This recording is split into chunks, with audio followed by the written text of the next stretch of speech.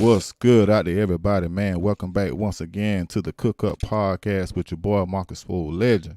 I would like to welcome everybody to a special edition of the show tonight. I got a very special guest in the building. He goes by the name of Paul Lamar Hunter, author of the book No Love, No Charity, The Success of the 19th Child. So what's going on out there with you, Mr. Hunter? How you doing tonight? Hey, I am excited to come on your platform and share a positive story. I'm in San Antonio, Texas. I hear you. Yeah, so tell my audience, man, how you got into writing a book about being a successful guy, man, and being number 19 out of 21 kids, man. You got a very special story, man. I want to hear it. Tell everybody what's going on with you. Well, this story will take people by surprise. My mother, she birthed 21 natural children by my dad, 17 of us living today, 63 grandchildren, and 87 great-grandchildren. Wow. You know, I have to say this, it takes a lot to raise a big family. So my mom and dad, they were putting in work, and I'm talking about work. You know, you remember the song, Turn Off the Lights and Light a Candle. And believe me, the lights was off and the candles were lit because my dad and mom, boy, they was getting it on. I hear you. They had to be, man. 21 natural kids, same mom, same dad. Oh, wow, man. You have a story. It was a lot. It was a lot of sex. I must say that. And between those two, you know, it was like they can't keep their hands off each other, you know, because having 21 children, it takes a lot. And you know, it's remarkable because I was just reading in Parenting magazine, and they were talking about mothers when they give birth to a child. And they say that the research has evolved over the years because in the past, they would say it takes six weeks for a mother to recover fully from giving a birth. Now, since the research has evolved, they say after a woman gives birth to a child, it takes 18 months to recover. Not 6 weeks, but 18 months. Oh, man. But my mother stayed pregnant for 15 years in 9 months. So what does that mean? My mother never recovered until she had that last baby at the age of 44 years old. Wow. Well, that's a remarkable story, man. So tell me about your experience. What was your personal experience growing up in such a big family? You know, my personal experience is that Sunday morning, my parents were so organized, made sure that we got up and got ready for church and made sure that we were all dressed, clean, and ready to go. And we always had somebody would stay behind because my mother and father would want the food warm up at a certain time. So what they would do before they left church, they would get on the church phone and call one of my older siblings at home and say, start warming up that food, start warming up that chicken, start warming up those ham hocks, you know, and that macaroni and cheese. Yeah. And then once we left church about 12:30 or 1 o'clock, we will all just rush into the station wagon because we had 2 huge station wagons, and we will rush into the station wagon and we'll run back home, and we will all sit at the table. And the pastor or the assistant pastor will come over and he will pray, and we will all sit there and eat, and we will watch the Green Bay Packers football game. So we had a great time on Sunday. And if you ever watched the movie Soul Food, that's how the Hunter family did it every Sunday. And today, I should say that we lost that tradition. You know, that family tradition of having soul food on Sunday right after church. And we need to get back to our spiritual roots, and we need to get back to the fundamentals. Yes. of our culture. Yes, and I definitely agree with you on that talking point because I experience I am currently experiencing some of the same effects of loss of family traditions. Just the way things used to be back in the days. That home feeling when when you with your immediate family and your extended family. Over the years we kind of all of us drifted apart. We grown ups now. We have our own family to take care of and our own kids and stuff like that now. So I definitely feel you on that talking point about we're falling apart from how our family traditions and things should carry on. You see what I'm saying? So you know, but I'm always one of the ones that's willing to work on it. I don't carry grudges. I'm willing to bury hatchets where hatchets should be buried.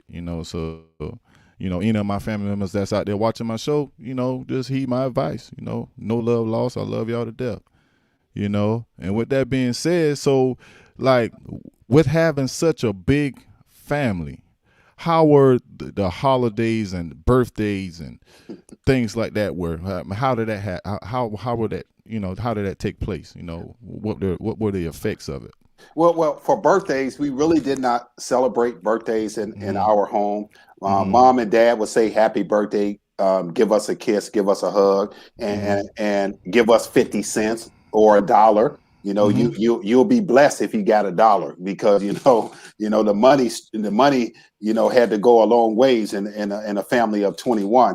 Mm-hmm. But on the holidays, especially during Thanksgiving, we would just have a big old meal, big old turkey. And let me say this because there were some times where it was tough during the holidays, especially during Thanksgiving. And I remember a time that when people came knocking on the door to leave a turkey, to leave a ham, Mm-hmm. to leave food on the steps of our Mm-hmm. home so we Mm-hmm. can have a Thanksgiving. And I Mm-hmm. and I remember a time during the holidays, especially during Christmas. We did not have a Christmas tree. We did not have any toys. A knock at the door revealed unexpected gifts from unexpected people coming Wow. to give to the Hunter family because they knew that we were struggling. And so, you know, that community back then in the 70s and 80s were totally different from the community that we see today. Exactly. Yeah. We knew our neighbors. Mm-hmm. You know, when we had got in trouble, Mrs. Johnson, Mrs. Smith, Mrs. Robertson had the authority to spank us, and then boy, when your mom and dad get home, I'm telling them, and mom and dad, when they got home, they'll say, okay, I got them now. Yeah. So, it's totally different, but, our community was very close and loving and caring. Yeah. Yeah. And growing up down south in Carolina, man, South Carolina, man, I had some of those same experiences where the neighbors or your auntie, they'll whoop you first, and then when your mom and your dad heard about it, they hear about it, they whip you too. You know what I'm saying? So I probably was like maybe one of the last two generations that had the opportunity to experience that type of. It was tough love. I wouldn't change a day. Change anything about it a day of it at all. It molded me into the man that I am now. I'm a lot more disciplined, level headed with a lot of things that I focus on. So, I appreciate that. Yes. I really appreciate it. So moving forward, tell me about your book. What inspired you to write your book?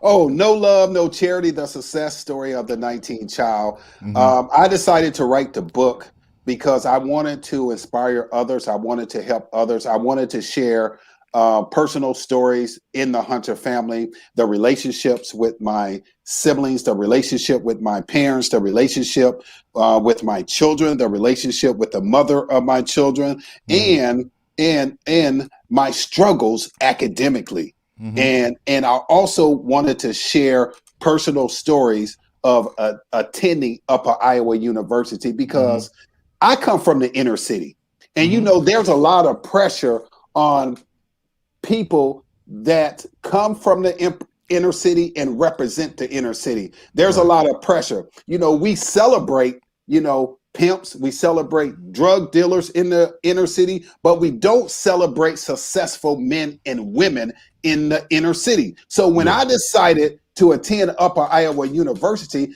I told myself, Mm-hmm. I have a lot to gain. So I walked into the institution and I said, there's only one direction I can go, and that's up. And ever since then, I have been elevating and elevating and elevating. And I'm not going back down, brother. I'm going to continue to elevate because I'm comfortable. I'm Right. comfortable. Right. And I'm filled with joy and happiness. It taught me discipline. It taught me to be focused. It taught me to be determined. It taught me that it doesn't matter where you come from, it's where you going. Going. Yep. It taught me that I had purpose. It taught me that I must put my purpose above my circumstances. Mm-hmm. And that's the reason why I became the first out of 21 children to graduate from college. And I have a bachelor's of science in business administration from Upper Iowa University. Yeah, that's an amazing story, man. I'm proud of you, man. I get great thrill out of seeing someone become successful, doing better in life. That was one of my inspirations of building this podcast the way I got it, to have the guests that I have on here, to talk to the people that I talk to. You know what I'm saying? It's all because of that dream that I had inside of me, and I want to share it with everyone else and be able to network with people just like me. You know what I'm saying? So we can all, be successful together. See what I'm saying? I don't hate on nobody. Anybody that come to my show with a positive attitude and got good things to say and want to bless my platform, they're always welcome. So it's I take great pleasure in hearing what you did. No matter how long you told me that it took you to do it, you did it. I come from a similar situation where people thought I wasn't gonna do certain things, and I ended up doing it. So I definitely respect you for that. You know what I'm saying? So with that being said, are you there? Yes, I'm Oh here. yeah. Okay, I thought you froze. Nope. Okay, so with that being said, we're gonna play a short clip from Vivica Fox's "Face the Truth."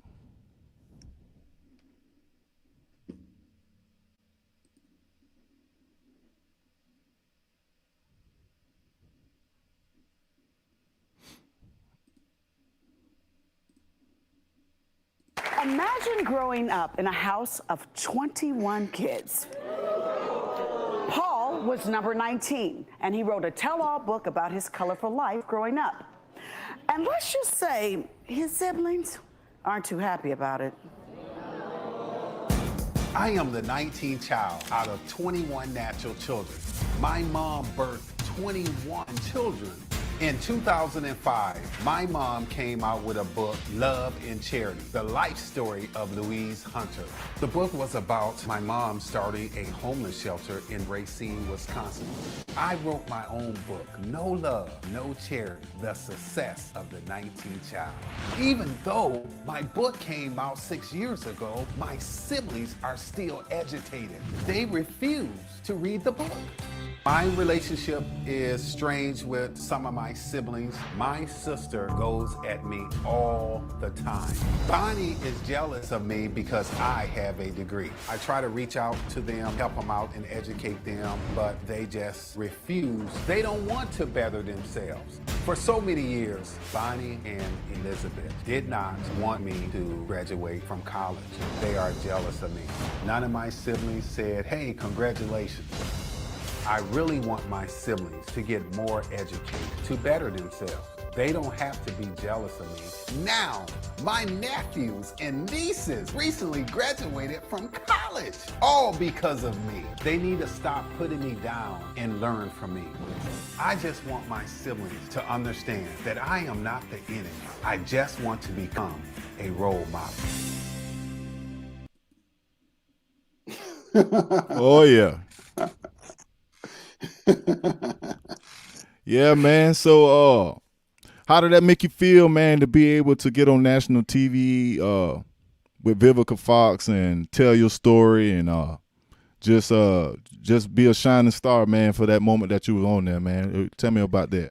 Oh, I was thrilled to be a guest on the show, and they gave me one of the greatest opportunity to share my story on their platform. So I give a lot of credit to Dr. Phil. He's the executive producer.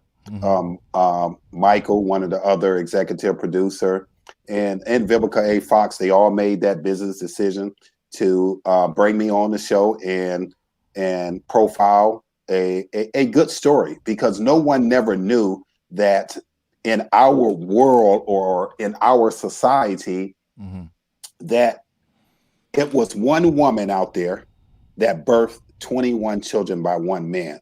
So I think they were taken aback once they learned, you know, and it's just been amazing, because ever since I did that segment, and doors have been opening up, you know, people are still knocking at the door and asking me to come and speak, asking me to make appearances, and it's just sometimes it's overwhelming, and sometimes I have to say no and sit back, because you know I'm a father of 4 and I have a granddaughter, and I want to spend time with my children and also with my granddaughter. But it really did open up doors, and Vivica did a tremendous job.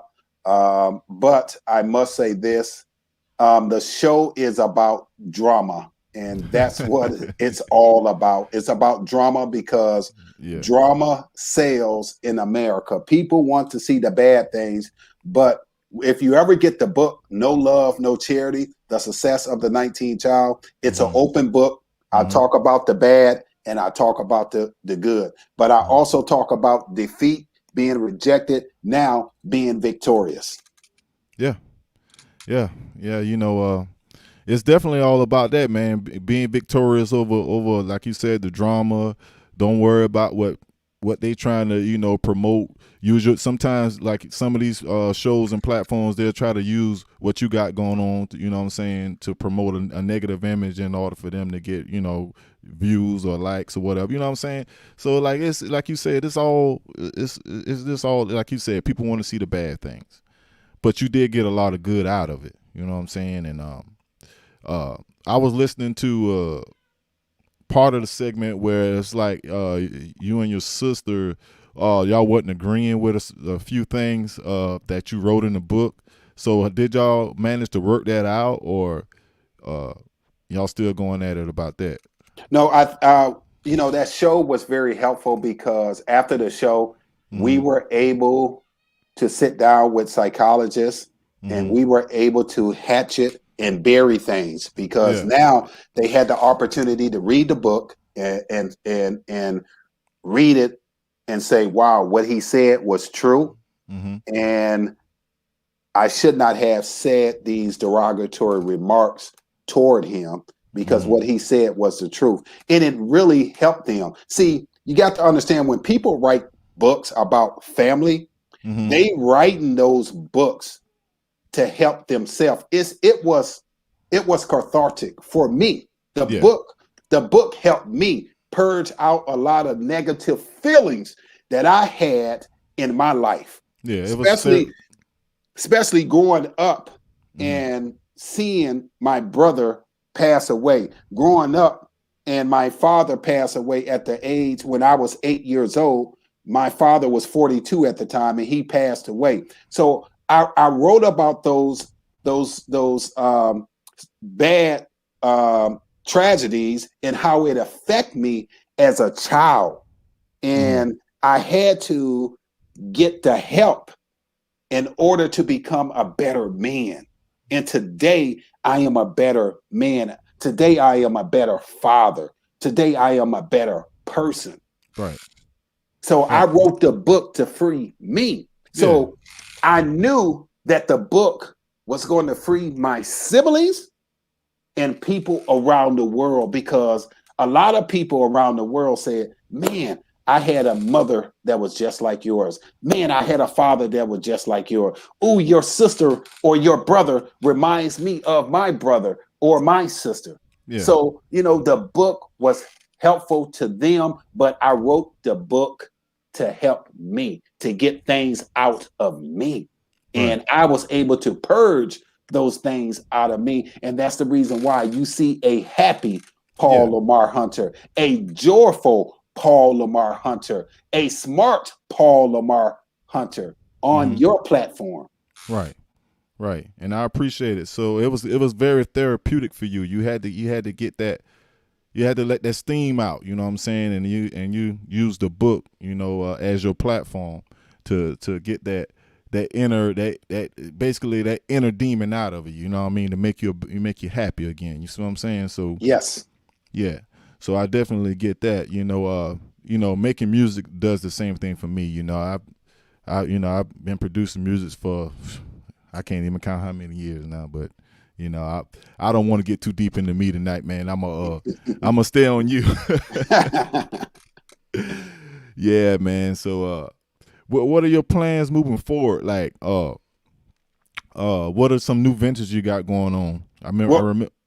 well, Go ahead. right now, in May, I signed with Tailflix. Tailflix is a production company.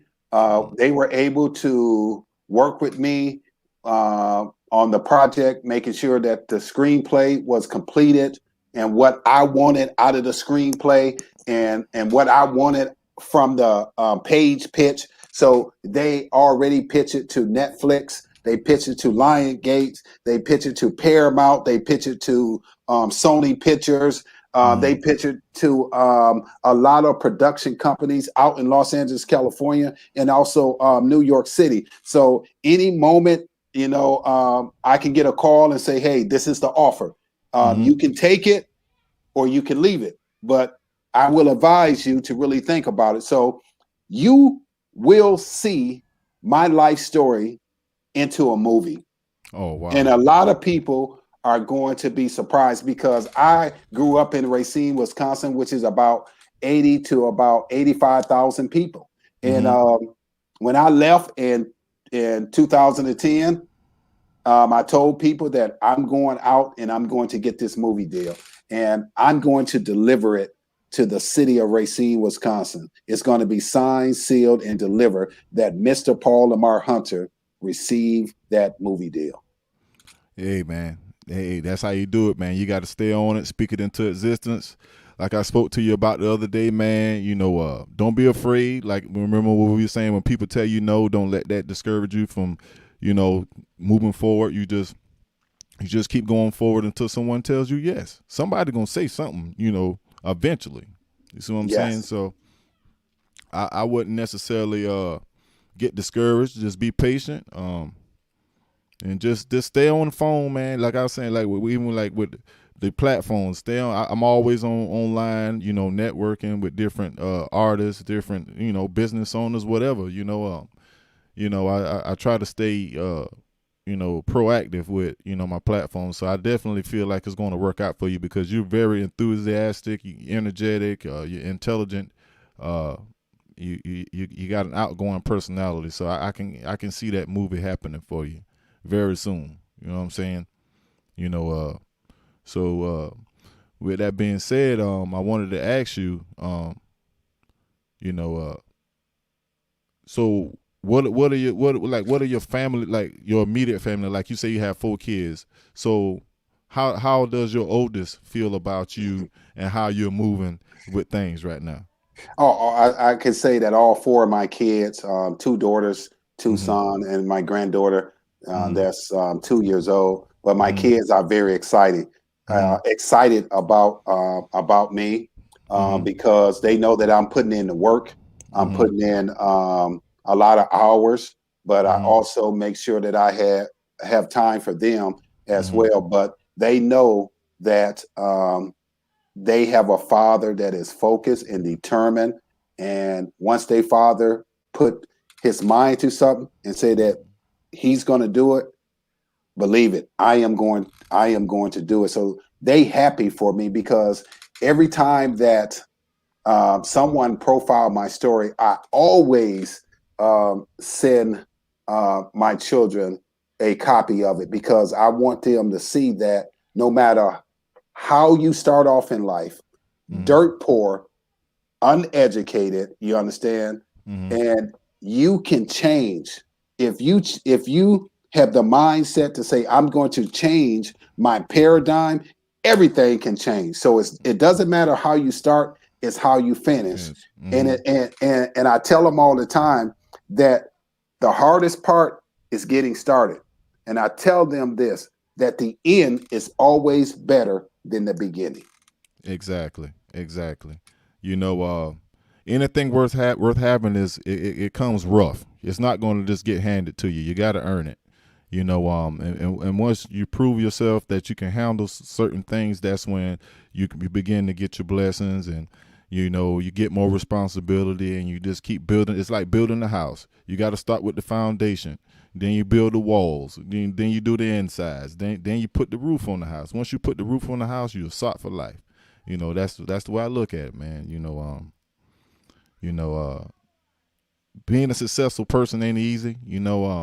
Even though I would say we make it look good and we make it sound good, but overall, it's a lot of work. It's a lot that goes on that people don't see and don't hear, in order to keep the things that we have, and constantly being on camera or in the spotlight, somebody always calling your phone, somebody always, knocking at your door. It's hard sometimes, but sometimes you just have to have that mental stability in order to handle it, that's why I feel like if you want to be a true successful person, I feel like you shouldn't just be giving it all up front. I feel like you should gradually work for it little by little and train yourself for the long run, because I kind of feel like some people get the stuff too fast and don't know what they're doing with it. You see what I'm saying? Yes. I've seen people have $200,000-$300,000 one month. 6 months later, they broke. You see what I'm saying? Mm-hmm. Because they never trained themselves to handle that kind of responsibility. It's that type of money. You know what I mean? You have to. You can't start from ground zero and all of a sudden be a superstar. I think it takes time to become a superstar. You have to train yourself. It's just like going to the gym and working out. You're not going to be big and buff overnight. Gradually, you're going to be big and buff because you're training. So I kind of feel like, as a successful person, I think, you have to put yourself in that headspace in order to handle what's at the end of the road for you. I truly believe that, Mm-hmm. Yeah.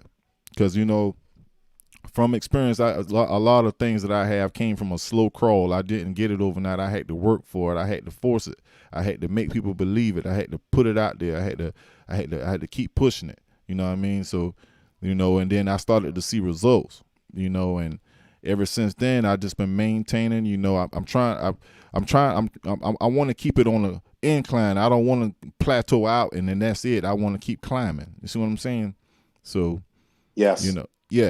Yeah. So I definitely see where you're going, man. I look forward to seeing a lot more of you. Because I can visualize that film that you're talking about. Because that's an amazing story. That's actually like something like some Tyler Perry type. It's like it's a Tyler Perry type screenplay. Like if you pitch that story to him, man, he'll write an amazing story. I know he would. I believe Tyler Perry will do you some justice, man, for real. Yes. Yeah. Take it down there to Atlanta, man, and let Tyler Perry look it over. You know how he is with the screenplays, man. He'll bring that thing out for you, bro. He'll bring it out. Yeah, man. So anything else you want to let everybody know about your website? You got your website. Tell everybody about your website. Well, my website is paullamarhunter.com. paullamarhunter.com. My book is available at Barnes & Noble's, Amazon.com. I'm available for speaking engagements. I'm also available for book signing. So if you want to get in contact with me, go to my website, paullamarhunter.com. So y'all hear that, everybody, man. Look him up on his website, man. He's a very brilliant dude, man. He got a lot going on. I hadn't had a chance to read his book yet. I've heard a lot about it, but I'm going to read it. I'm gonna make it something for me to read before I go to bed at night. I'm gonna lay in bed instead of watching TV. I'm gonna start back reading books, and I got to get back into that, man. I guess I'm getting older now. Now I'm thinking about reading books and stuff again. So, the streets ain't nothing in the streets now, man. Ain't nothing out there but trouble, man. People you don't want to see, things you don't want to do, really, man. So, I look forward to networking with you further on, man. Like I said, I got some plans, for my show and everything. I plan to, like I was telling you, I'm getting ready to purchase a new building, set up a new studio and a new building, man. I was just waiting on this whole pandemic situation to get up out of here and get everything in the clear, because I would have hate to have to invest that type of money into something like that, and then I can't use it all over again, because everything up and down. One day they say one thing, the next day they say something else. So, I'm just trying to wait on everything to level out before I, go ahead and purchase a new building. This will make my third building. So, Okay. Yeah, that's the third building, man. Because when I first started my show, I had a building in Southwest Philadelphia, and then they closed that building down right before the pandemic. And then during the pandemic, I went to North Philadelphia and bought another building. So we operated, I had a chance to do maybe 3 shows out of that building. After my third show, they quarantined the building. It was like everybody got to stay in the house. So when they did that, I just started doing my show virtual. I was like, you know what, for the next year and a half or however long it's going to take for this thing to clear up, I'm just going to do my show virtual from now on out until I get, better knowledge of what's going on. So this is where we at with the Cook Up Podcast right now. We're doing virtual shows until I, get the okay to go back out and get a new building, because, building number 3 is going to be there for good. I ain't moving no more.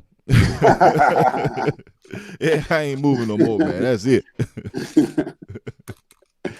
Yeah. Yeah, but it's been good talking to you, man. I'm gonna get on my job and get some things out here done for you, and I'm gonna push you out there, man. I'm gonna promote this thing, man, and get some people viewing. Hopefully I can get you some sales on your book, you know what I'm saying? And, hopefully you can get me some new clients on the show, you know what I'm saying? One hand wash the other, Yes. Yeah, yes, sir. Yeah, Yes, man. yes. And to everybody out there that's been watching tonight, man, this was the Cook Up with your boy Marcus Swole Legend, man. We up out of here.